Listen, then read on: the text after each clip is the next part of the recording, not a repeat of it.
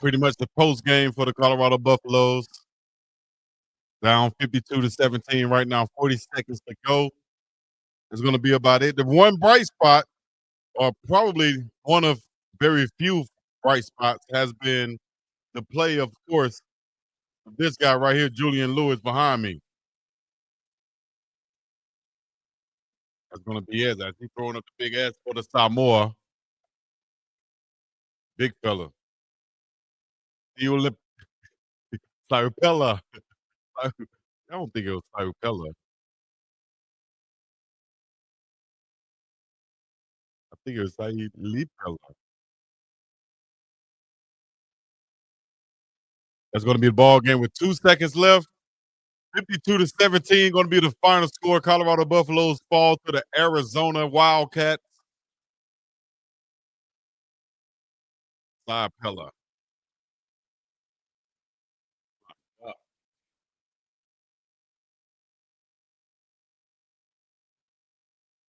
Damn. I'm just watching the final play as they got Big Oos going right over Big Yaya right here, and they're laughing about it. They're like, Yaya, I got Yaya. Hunter comes into the ball game to finish it off.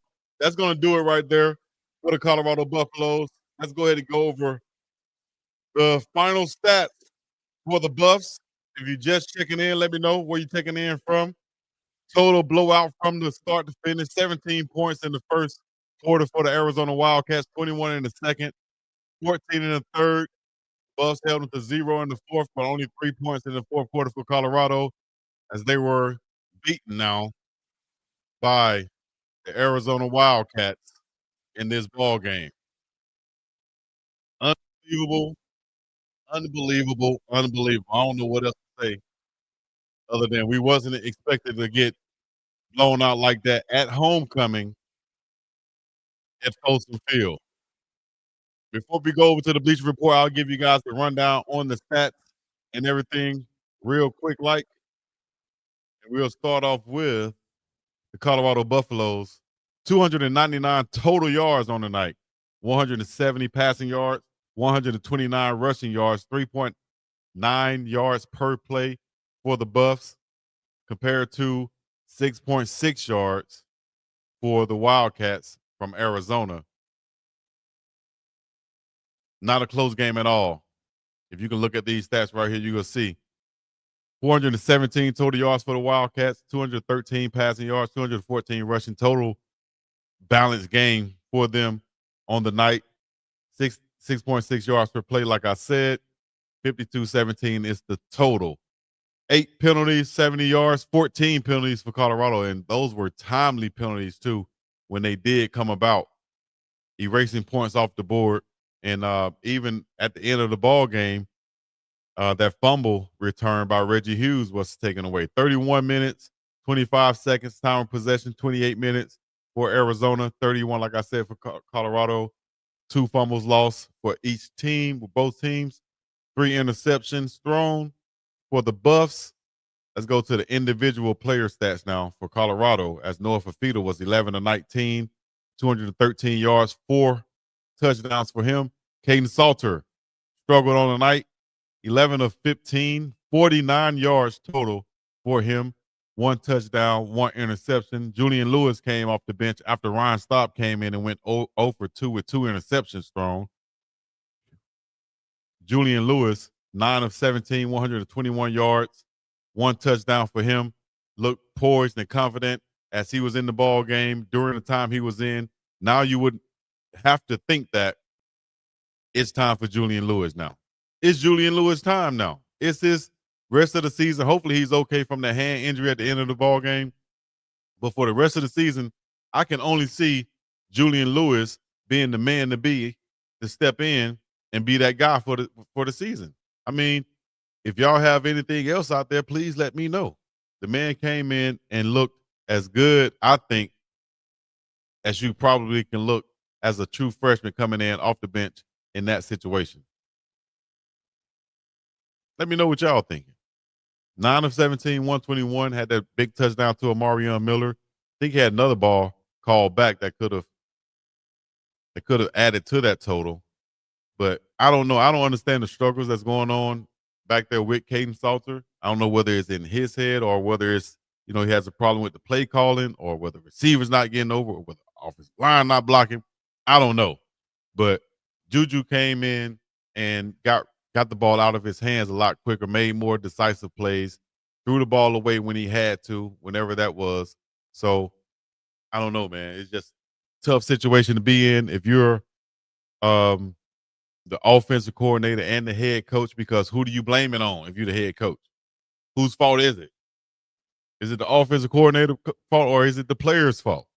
Because it got to be somebody's fault. Is it a combination of both?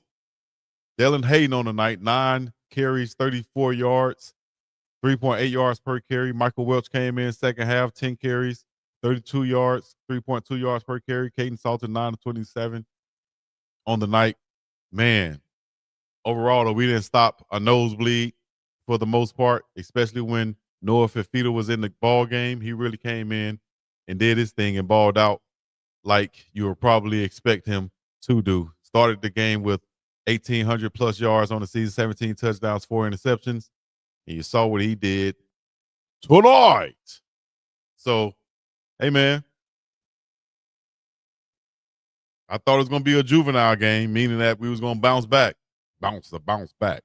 Bounce back. But we didn't. We got beat up. Beat the beat up. Beat the beat up real bad.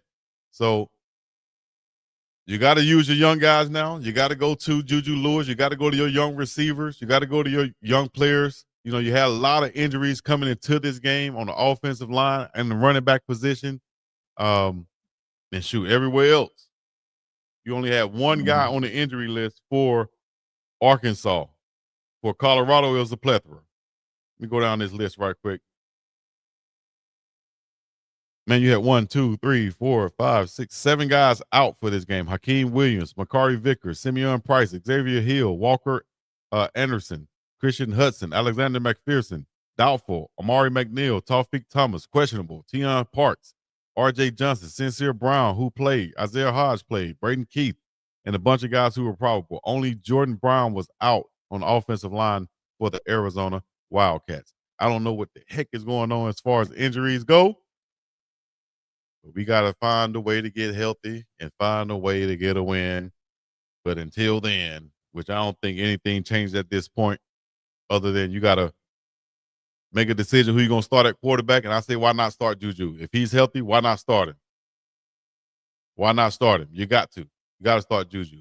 But that doesn't fix the defensive problems. So if y'all have an answer to fix the defensive problems, please let me know. Until then, I'm going to go get on the Bleacher Report app right now and do the post game over there too, live.